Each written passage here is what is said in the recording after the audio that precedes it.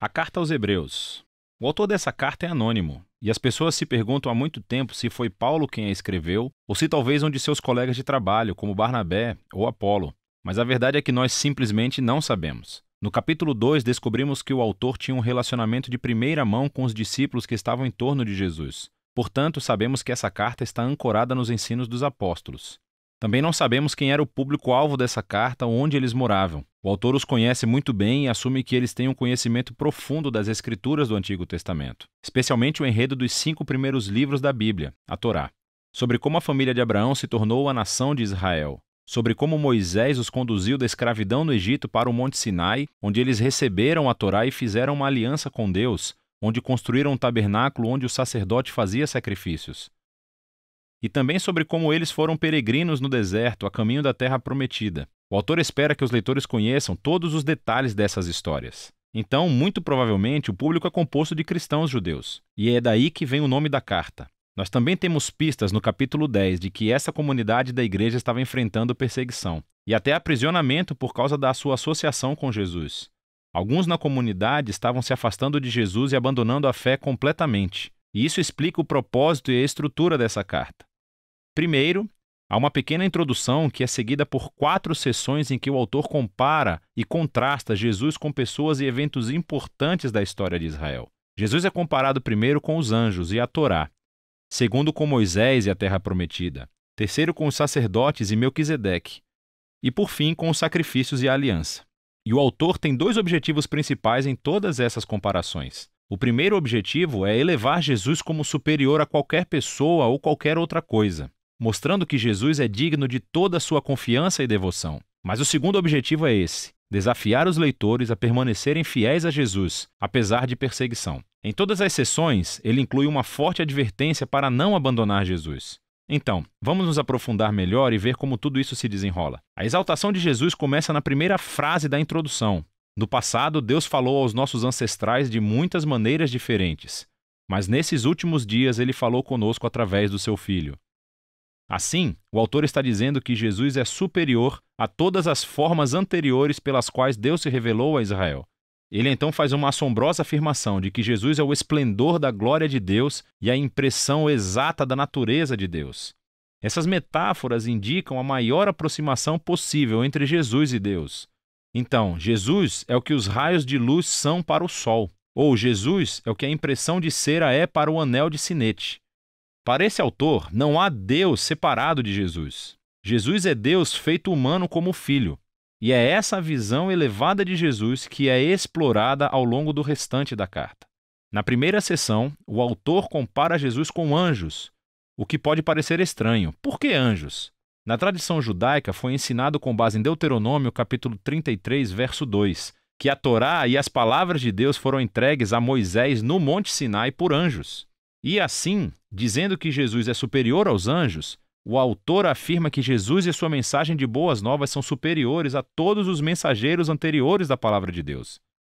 E assim o primeiro aviso flui desse mesmo ponto.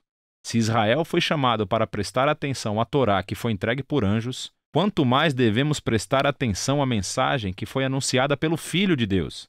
E não apenas isso, mas, dado o status de Jesus acima dos anjos, quão notável é o fato de ele ter abandonado esse status tão alto para se tornar humano, sofrer e morrer. Em Jesus, vemos a glória de Deus e a grande humildade de Deus. Como Jesus se uniu com compaixão ao destino trágico da humanidade. Nos capítulos 3 e 4, o autor prossegue argumentando que Jesus é superior a Moisés, que liderou o povo de Israel através do deserto e construiu o tabernáculo. Jesus também é o líder do povo de Deus. Mas nele não vemos o construtor de apenas de uma tenda, mas sim de toda a criação. Então, o autor reconta a história de como os israelitas se rebelaram contra Moisés no deserto, e eles perderam a chance de entrar no descanso que Deus lhes ofereceu na terra prometida. E assim vem o segundo aviso. Se Jesus é maior do que Moisés, quão maior são os riscos que corremos se nos rebelarmos contra ele? Também estamos em um ambiente de natureza selvagem, onde temos que confiar em Deus, pois o futuro está na nova criação de Deus. Portanto, vamos nos certificar que não nos rebelamos como Israel no deserto e perdermos a oferta graciosa de Deus para entrar em sua nova criação. Nos capítulos 5 a 7, o autor compara Jesus com os sacerdotes de Israel que vêm da linhagem de Arão.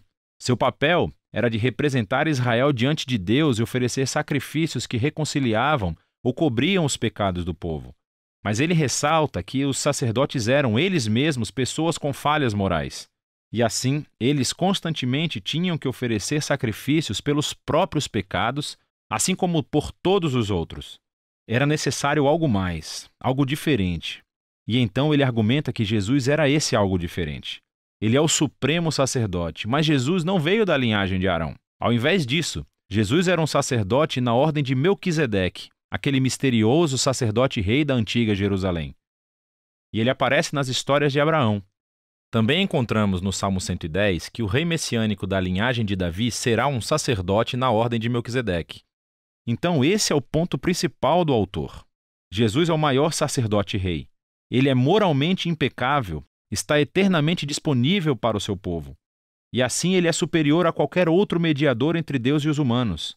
Assim vem seu aviso nessa sessão. Rejeitar a Jesus é rejeitar a melhor e única chance de sermos totalmente reconciliados com Deus.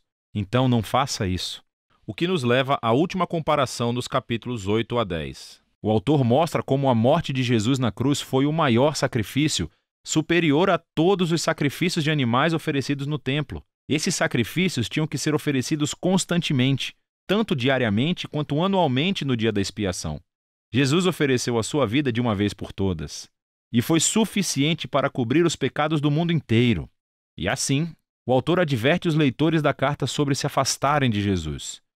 É como dar as costas a uma oferta grandiosa do perdão de Deus. Por que você faria isso? O sacrifício de Jesus é permanente, ele diz, e é o fundamento para a nova aliança mencionada nos profetas, onde todos os pecados são perdoados. Então, agora que o autor elevou Jesus através de todos esses contrastes, essa seção final é o grande desafio para seguir Jesus. Então pense no todo. Em Jesus, eles encontraram a palavra de Deus. Em Jesus, eles têm esperança para a nova criação. Jesus é o eterno sacerdote deles, o sacrifício perfeito. E agora devem seguir todos os grandes modelos de fé encontrados em toda a história das Escrituras. E eles devem permanecer fiéis a Jesus, confiando que, apesar de todas as dificuldades e perseguições, Deus não abandonará o seu povo. Esse é o fluxo básico de pensamento em toda a carta. O que o autor chama aqui mesmo, no final, de uma breve palavra de exortação. Aqui estão algumas dicas extras para ler essa carta. Sempre que o autor cita as Escrituras do Antigo Testamento, o que acontece em quase todas as frases, pare. Procure a referência e leia a frase no seu contexto original. E, às vezes, você ficará perplexo, mas com mais frequência verá todos os tipos de conexões extras que você nunca teria observado de outra forma. O esforço vale totalmente a pena. Você também deve saber que essas passagens de advertência farão você se sentir desconfortável, e esse é o objetivo. Elas não estão lá para causar medo. Elas estão lá para te mostrar que rejeitar Jesus é tolice, porque ele é incrível. Todas essas advertências servem o propósito maior da carta, mostrar que Jesus é a revelação final do amor e da misericórdia de Deus. E é disso que se trata a carta aos Hebreus.